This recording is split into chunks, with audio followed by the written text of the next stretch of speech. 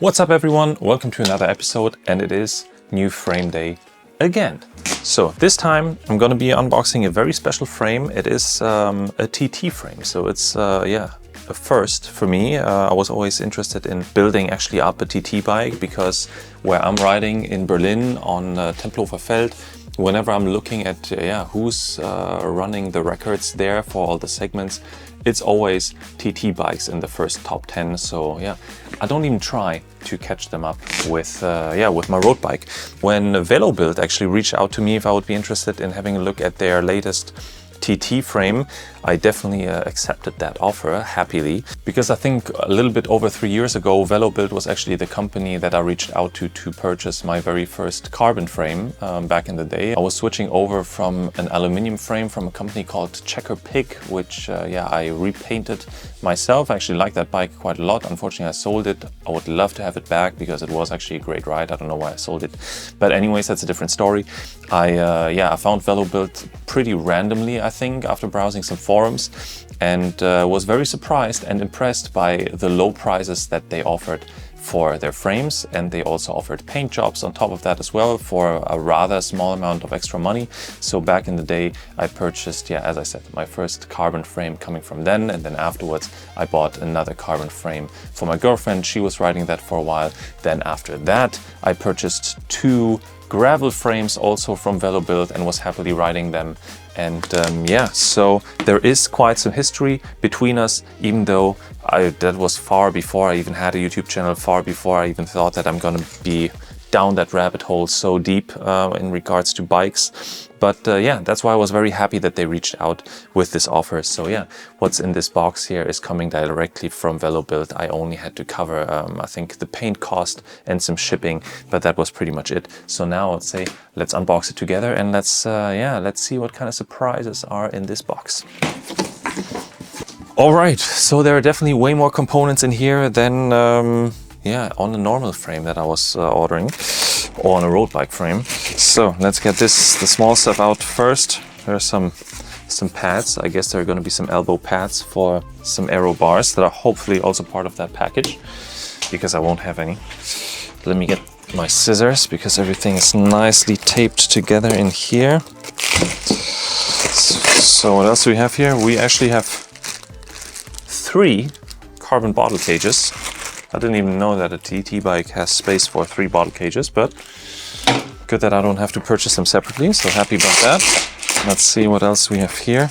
Okay, I have no idea what this part is. Maybe it's behind the saddle for actually a bottle cage, I don't know. But here you already see a little bit of the paint job that we've been going for this frame, which is this nice disco paint that I'm already riding on my BMC. I'm riding this already on my Yoli R12, and I also got one of my Klein Concept Steel retro bikes painted in that color. So I guess you see a pattern how much I like this colorway. So let's see what that thing is actually going to be in the end. And to my happy surprise, they also painted the seat post in that color as well. So you're going to get that nice solid unibody design of everything having the same color. There is some nice texture on here on the seat post, which I guess helps with the seat post not slipping in without you having to apply any ridiculous torque to it for it to not slip. So let me put that off to the side as well.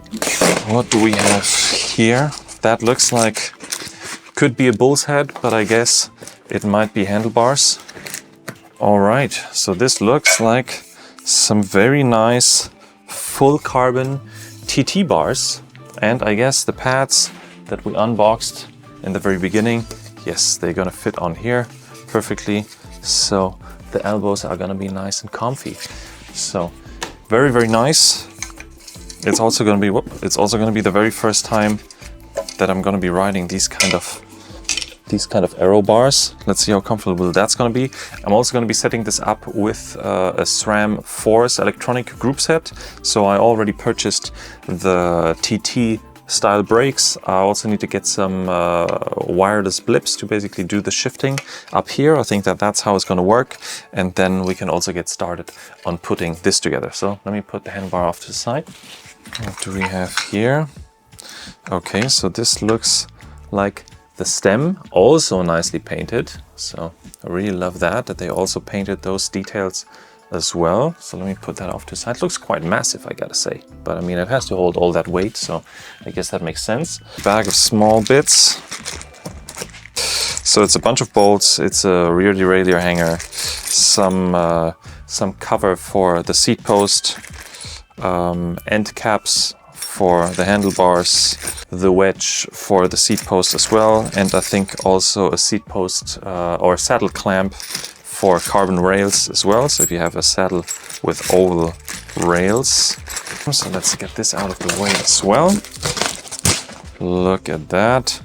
Really, really nice chunky looking fork. Has the nice paint job on here. Decided to not call the bikes that I'm working on Klein Concept anymore, because there is another brand, as I've been told, called Klein, a legacy brand doing fantastic steel frames as well. I think being bought by Track afterwards.